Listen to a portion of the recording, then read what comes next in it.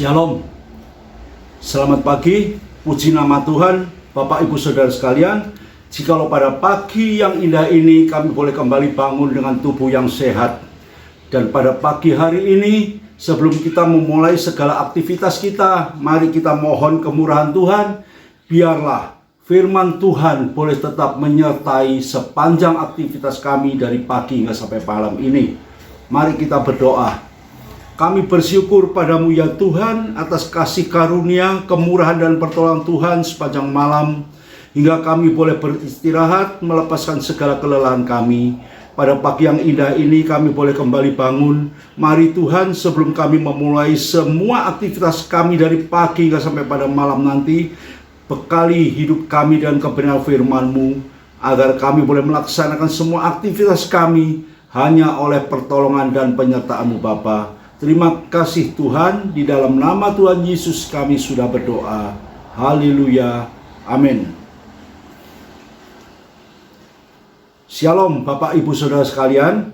Jikalau pada pagi hari ini, sebelum kita memulai aktivitas kita, mari kita renungkan kebenaran firman Tuhan sebagai bekal, sebagai kekuatan dan sebagai pertolongan kita di dalam aktivitas kami mulai pada pagi hari ini. Pada pagi hari ini, kebenaran firman Tuhan berjudul Tetap Bertekun Dalam Kesulitan. Situasi pada saat ini kita tahu, ya, dunia masih diwarnai dengan segala keresahan dan kesulitan.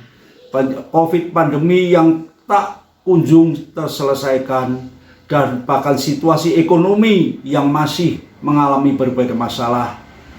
Untuk itu, mari Bapak Ibu Saudara sekalian, biarlah kita mau tetap bertekun di dalam kesulitan ini, karena kita tahu bahwa Tuhan tetap menolong dan menyertai kita. Harus ada keberanian untuk menghadapi masalah di dalam situasi yang sulit ini. Apakah kita mampu? Bagi kita, orang-orang percaya, tidak perlu kita khawatir, karena ada Roh Allah yang menyertai di dalam kehidupan kita, yang memberikan kekuatan, yang melindungi kita, bahkan membela hidup ini. Karena itu, mari Bapak Ibu Saudara sekalian, bukan dengan kekuatan kita sendiri, tetapi Roh Kudus biarlah tetap menyertai sepanjang aktivitas kami dan sepanjang kehidupan kami. Mari kita baca di dalam 2 Timotius pasal yang ke-1 ayat yang ke-3 sampai dengan yang ke-8. 2 Timotius pasal yang pertama ayat yang ke-3 sampai dengan yang ke-8. Demikian bunyinya. Ucapan syukur dan nasihat untuk bertekun. Aku mengucap syukur kepada Allah, yaitu ini Rasul Paulus, ya, Rasul Paulus mengucap syukur kepada Allah yang kulayani dengan hati nurani yang murni, seperti yang dilakukan nenek moyangku, dan selalu aku mengingat engkau dalam permohonanku, baik siang maupun malam. Dan apabila aku terkenang akan air matamu yang kau curahkan, aku ingin melihat engkau kembali, supaya penuhkan kesukaanku. Supaya penuhlah kesukaanku, sebab aku teringat akan imanmu yang tulus ikhlas, yaitu iman yang pertama-tama hidup di dalam nenek moyangmu Lois dan di dalam ibumu Eunike, dan yang aku yakin hidup juga di dalam dirimu, di dalam diri Timotius. Karena itulah ku peringatkan engkau untuk mengobarkan karunia Allah yang ada padamu oleh penumpangan tanganku atasmu. Sebab Allah memberikan kepada kita bukan roh ketakutan, melainkan roh yang membangkitkan kekuatan, kasih dan ketertiban.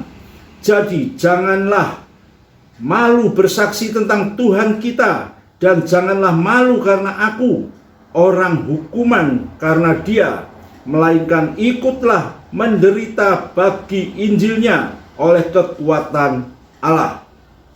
Amin. Bapak Ibu Saudara sekalian, di dalam pembacaan kita ini merupakan surat dari Rasul Paulus yang ditujukan kepada anaknya, anak rohaninya, yaitu Timotius. Bagaimana Rasul Paulus menempatkan dirinya sebagai seorang hamba. Dia selalu berpikir, memikirkan tentang kehidupan Timotius. Dan bahkan di sini dikatakan, aku mengucap syukur kepada Allah yang kulayani dengan hati nurani yang murni. Inilah yang perlu Bapak Ibu Saudara sekalian. Bagaimana kita melayani Tuhan, bagaimana sikap hati kita melayani Tuhan, karakter kita melayani Tuhan. Di sini Rasul Paulus sudah memberikan satu contoh yang luar biasa. Apa kata Rasul Paulus? Aku, yaitu Rasul Paulus, mengucap syukur kepada Allah yang kulayani dengan hati nurani yang murni, seperti yang dilakukan nenek moyangku. Inilah satu komitmen yang diambil oleh Rasul Paulus. Aku mengucap syukur kepada Allah. Seringkali dalam kehidupan kita lupa untuk mengucap syukur kepada Allah. Bahkan Allah yang kulayani dengan hati nurani yang murni.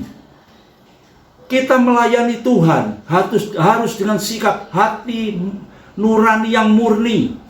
Tidak ada sesuatu di balik pelayanan kita.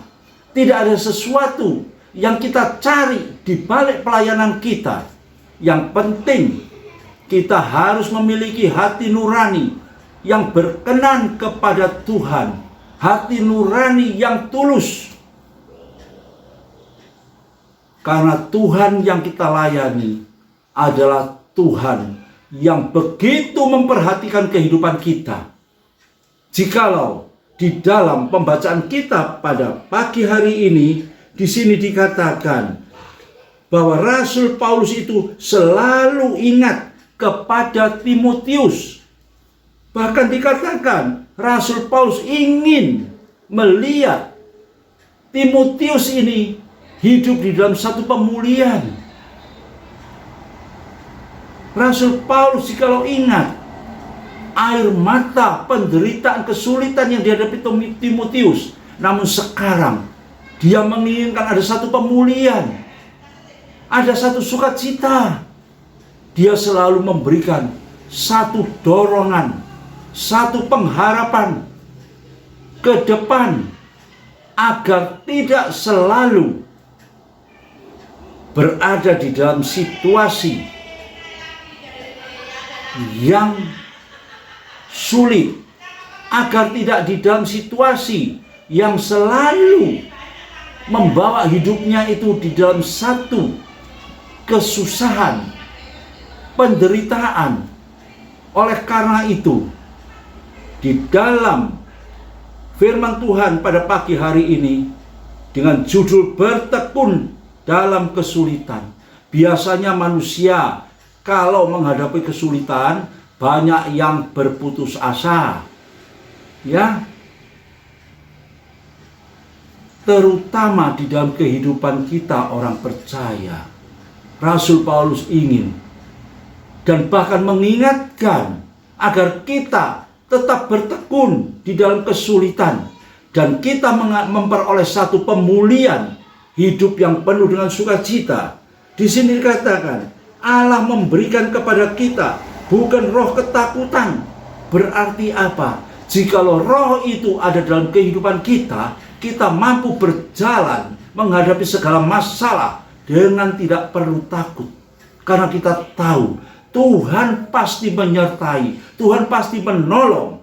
Bahkan di sini dikatakan Tuhan tidak memberikan roh ketakutan, melainkan roh yang membangkitkan kekuatan kasih, dan ketertiban. Roh yang membangkitkan kekuatan, roh yang memberikan pengharapan. Sehingga di dalam kehidupan kita, di dalam kita menjajaki, menjalani aktivitas kita sepanjang hari dari pagi hingga sampai pada malam, kita boleh tetap kuat. Tidak perlu takut, apapun boleh terjadi. Namun roh yang ada di dalam hidupku lebih besar daripada roh yang ada di dalam dunia ini. Bahkan di sini dikatakan, jadi janganlah malu bersaksi tentang Tuhan kita, dan janganlah malu karena aku. Di sini Rasul Paulus mengatakan kepada Timotius, jangan kamu malu karena aku seorang hukuman karena dia. Rasul Paulus menjadi seorang hukuman karena Kristus, pengikutannya kepada Kristus. Tidak perlu kamu malu, tetapi ceritakanlah kebenaran firman itu ini ke dalam dunia, sehingga ikutlah kita di dalam penderitaan Injil oleh karena kekuatan Allah. Kita mampu menghadapi segala masalah karena ada kekuatan Allah yang menopang di dalam kehidupan kita. Bahkan di dalam Filipi pasal 4 yang ke-13, di situ kita sudah tahu ayat ini semua. Di situ dituliskan, segala perkara dapat kutanggung di dalam Dia yang memberikan kekuatan kepadaku. Ini jaminan Tuhan kepada kehidupan setiap orang percaya.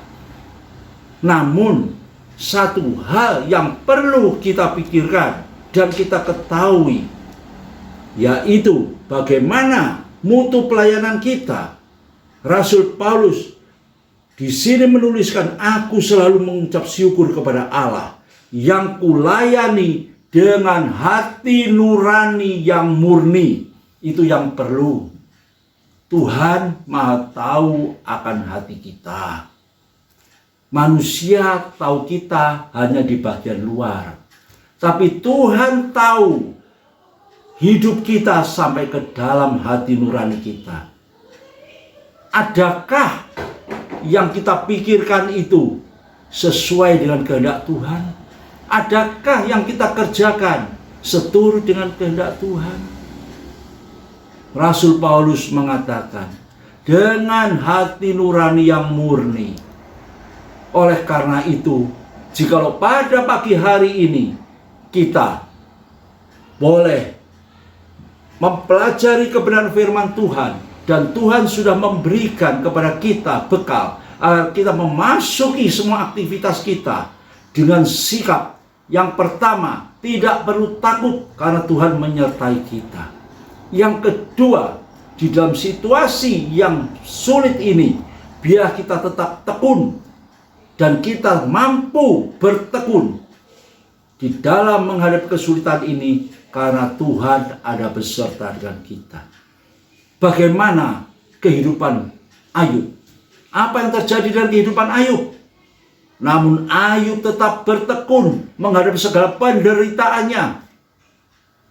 Sekalipun masalah bertubi-tubi, segalanya habis, anak pun habis, istri menyuruh Ayub untuk menghujat Allah. Dan bahkan segala sesuatu terjadi. Yang terakhir, penyakit yang luar biasa menyerang kehidupan Ayub. Namun Ayub mampu tetap bertekun di dalam kesulitan ini.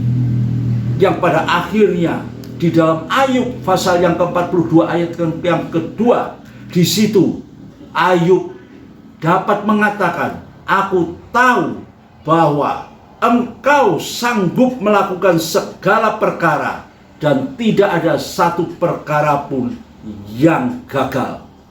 Itulah ungkapan Ayub. Aku tahu bahwa Engkau mampu melakukan segala perkara. Tidak ada satu perkara pun yang gagal. Bapak Ibu Saudara sekalian, kiranya renungan firman Tuhan pada pagi hari ini mengajarkan kepada kita, ya, agar kita mau melayani Tuhan dengan hati yang tulus, hati yang murni, kita tetap tekun di dalam kesulitan. Ya, segala perkara dapat kutanggung di dalam Dia yang memberikan kekuatan kepadaku. Yang pada akhirnya Ayub mengatakan kepada Tuhan, aku tahu tidak ada segala perkara yang tidak terjadi. Aku tahu Engkau sanggup melakukan segala perkara.